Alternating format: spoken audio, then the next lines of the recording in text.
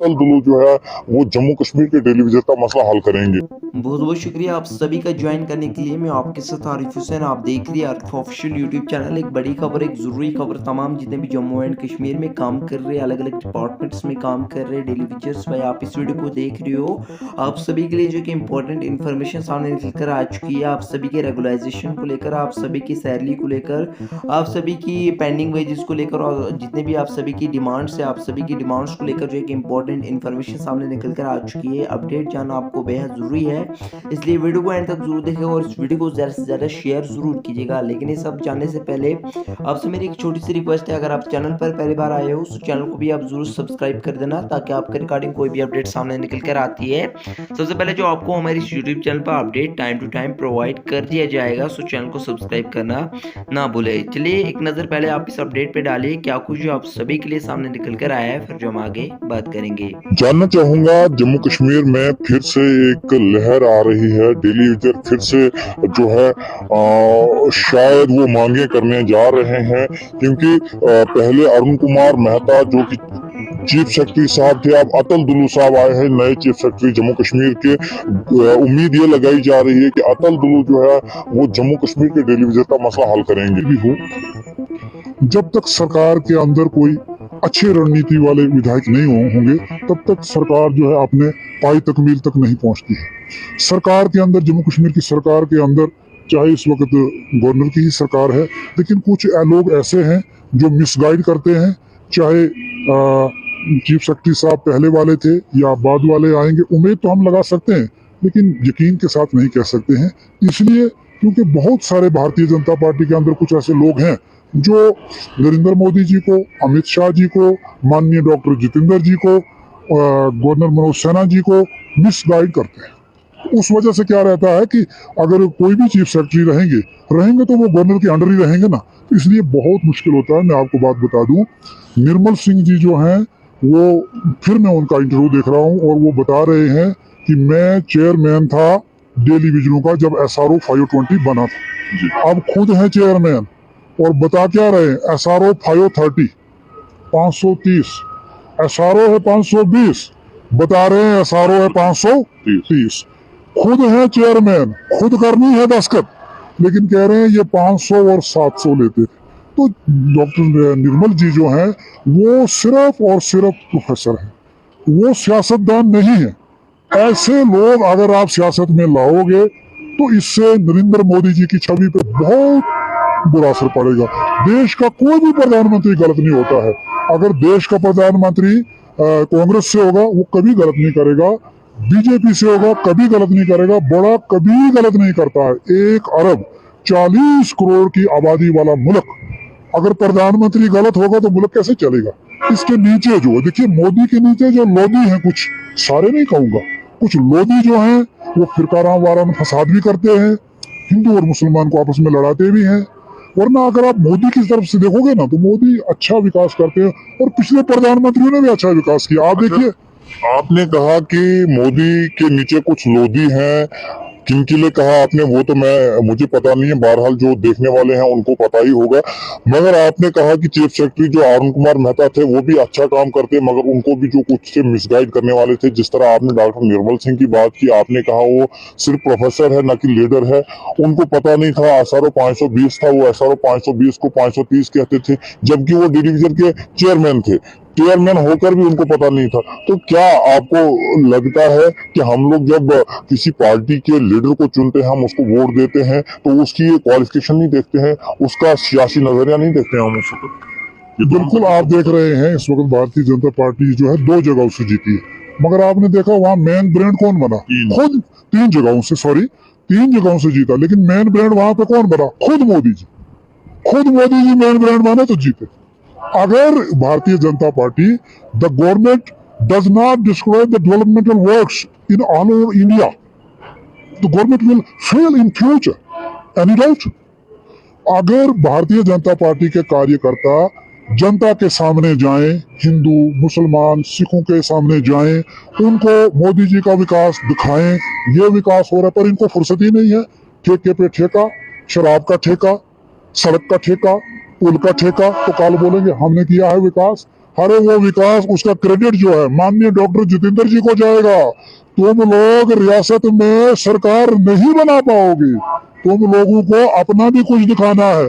हमेशा आप नरेंद्र मोदी की उस डोल पे नाचते रहोगे। ऐसा काम जो है भारतीय जनता पार्टी के लिए ठीक नहीं है। इसका क्या मतलब है? वो सिर्फ नचनिया ही है सिर्फ, बाकी वो डॉक्टर जितेंद्र सिंह और नरेंद्र मोदी के नाम पर ही नाचते हैं कि खुद भी कुछ करते हैं? आपका क्या कहना, वो खुद कुछ? देखिए, डॉक्टर जितेंद्र जी की मैं आपको बात बताऊं, चाहे वो कुछ भी है, परंतु वही बात करते हैं जो उनके दायरे में आती है, और कल उस बात पर कोई विवाद ना हो, चाहे वो कुछ भी है। ये तो आप समझ लेते हैं इशारा कि नरेंद्र मोदी जी अगर खुद आएंगे ना, खुद कहेंगे कि एक जानवर को खड़ा करना है जम्मू कश्मीर से, सबसे ज्यादा वोट लेगा वो, लोग कहेंगे खुद मोदी जी ने विकास करना है। उस बात को आप उस चीज से मत देखिए, आप नरेंद्र मोदी की छवि से अगर देखेंगे तो उस चीज से आप देख सकते हैं कि डॉक्टर जितेंद्र जो है वो सच्चे आदमी है, ये बात माननी पड़ेगी। उन्होंने कहा कि डेली विजिट्स का रेट जो है कम है, ज्यादा होना चाहिए, बात सही है। लेकिन निर्मल जी बता रहे हैं 500 और 700 ले रहे थे। मैं निर्मल सिंह जी से ये निवेदन करता हूँ, जम्मू कश्मीर का एक डेली वेजर 2014 में भाजपा को वोट किया, हमने 25 सीटें दिलाई, उनसे ये सवाल पूछता है और बड़े सिंपल तरीके से सवाल पूछता है कि अगर आप चेयरमैन थे, आपके खेमे में ही श्यामलाल शर्मा जी आ गए हैं, पहले डेली वेजर का आप जो सिस्टम है आप उनसे बयान कीजिए ना। 2011 में हमको डेली वेजर रेट मिला है और निर्मल सिंह जी बता रहे हैं 500 और 700 हमने दिया। भाई 2011 में क्या आपके 500 और 700 मिलता था, वो गया कहाँ? 500 और 700 जो मिलता था ना, तो वो हमें ईद और दिवाली के लिए मिलता था, और परमानेंट तनख्वाह भी हमें 500 और 3300 जो थी वो भी ईद और दिवाली के लिए। भाजपा का सिर्फ क्या रहा है, कंटिन्यू पे की है, मतलब कितनों को की है? 61,000 लोगों को नहीं की है, सिर्फ 15,000 लोगों को की है। लेकिन जो 15,000 के अलावा जो लोग हैं उनके लिए भाजपा ने क्या किया है? जीरो।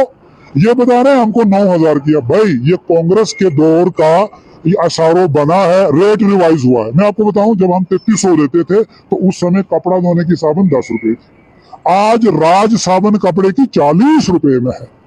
यानी कम से कम 11,000 तो हमें होना चाहिए था। भाजपा ने रेट नहीं बढ़ाया हमको, सिर्फ 15,000 लोगों को कंटिन्यू पे की है।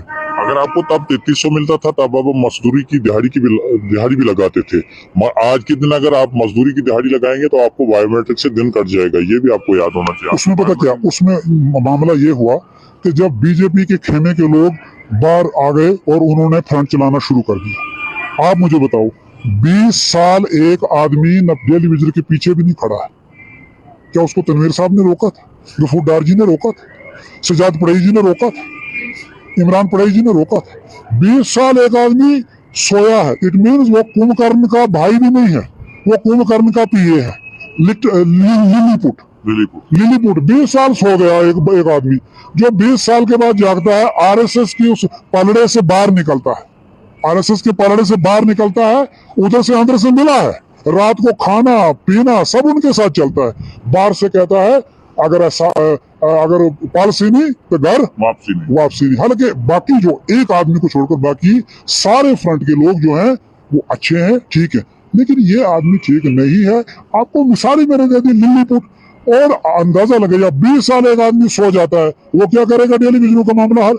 डेली विजनों को 15,550 मिल जाना था, लेकिन इस लिलीपुट की वजह से नहीं मिला है। कभी कभार डेली विजिटर जो है प्रोटेस्ट पे चले जाते हैं, फिर रविंद्र रैना जी आते हैं, कुछ लोगों के सिर के ऊपर हाथ फेर देते हैं और हड़ताल बंद हो जाती है। और अक्सर सुनता हूं कि 365 दिनों से ज्यादा हड़ताल हो गई है, 500 दिनों से ज्यादा हड़ताल हो गई है। मैंने मगर कभी ये नहीं सुना कि डोडा में पूरी तरीके से बंद हुआ पानी, या जम्मू में पूरी तरीके से बंद हुआ पानी, जहाँ पर 50 डिग्री से 60 डिग्री से ज्यादा का टेम्परेचर होता है गर्मियों में, वहां पर कभी पूरा पानी बंद नहीं हुआ। फिर आपके डेली विजिटर कहाँ से? सबसे पहले मैं आपको रविंद्र रैना की बात बता देता हूँ।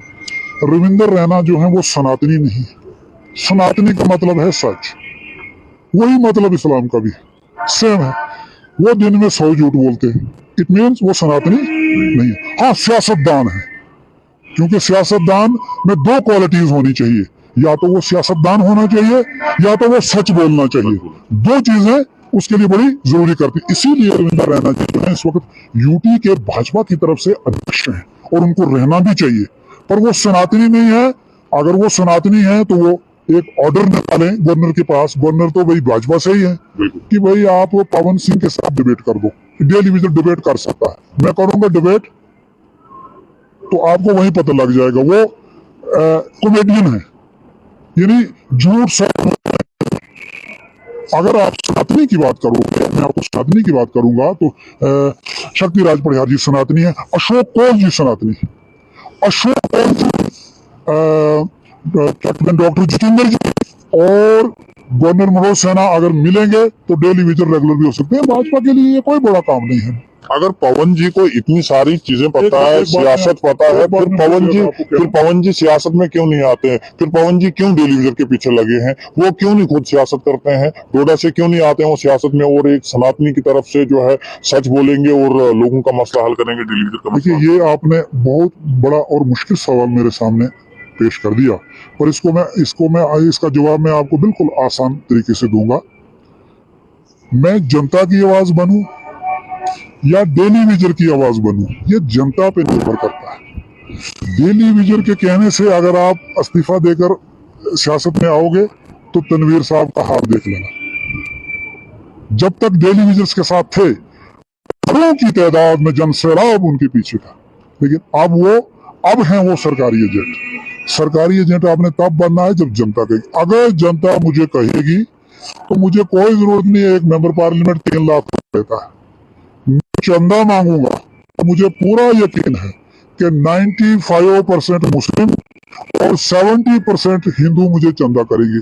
मुझे क्या जरूरत है मेंबर पार्लियामेंट बनने की या कोई चीज, सिर्फ मैंने जनता की आवाज को उठाना है, पर स्पष्ट तरीके से, इस्लामी तरीके से भी, सनातनी तरीके से भी। तो इसलिए यही मेरा आपको जवाब है कि जनता के हाथ में, जनता अगर मुझे कहेगी तो मैं 9000 नौकरी को कोई बड़ा नहीं समझता। अच्छा, लास्ट सवाल आपसे मेरा ये रहेगा, तेलंगाना में कांग्रेस को, बीजेपी को बहुत बड़ी हार मिली, उसके बाद उत्तर प्रदेश, मध्य प्रदेश, सॉरी चंडीगढ़ और राजस्थान में जो है बहुमत से जो है, आपको लगता है कि जम्मू कश्मीर में ये कदम उनके लिए अच्छे रहेंगे? क्या वो यहाँ पर जीत पाएंगे, या जो तेलंगाना में उनका हाल हुआ वो यहाँ पर हो जाएगा? जम्मू कश्मीर की जो सियासत है ये डेवलपमेंटल के नाम पे नहीं होती है, ये आपको पता होना चाहिए। सबसे बड़ी कमजोरी हमें जम्मू कश्मीर में ये है कि ये डेवलपमेंट के नाम पे नहीं होती है, ये जात पात के नाम पे होती है। इसी वजह से हम बार बार जब सरकार को बनाते हैं तो हम फिर रोते हैं। जम्मू कश्मीर की सियासत, जिस दिन जम्मू कश्मीर की जनता समझेगी, हम चाहे नेशनल कॉन्फ्रेंस बनाएं, चाहे पीडीपी बनाएं, चाहे पवन को बनाएं, चाहे इश्तियाक साहब को बनाएं, चाहे सईद कुफैतुल्लाह साहब को बनाएं, जिसको भी बनाएं, पहले ही साल उसका हिसाब किताब लेने शुरू हो जाए, और अगर वो हिसाब किताब में 50% नहीं उतरता है तो उसी वक्त सड़कों पर नारे देने शुरू हो जाएं, जब तक न उसका तख्ता हम पलट दें। तो जम्मू कश्मीर की छवि बदल जाएगी, जम्मू कश्मीर विकास करेगा।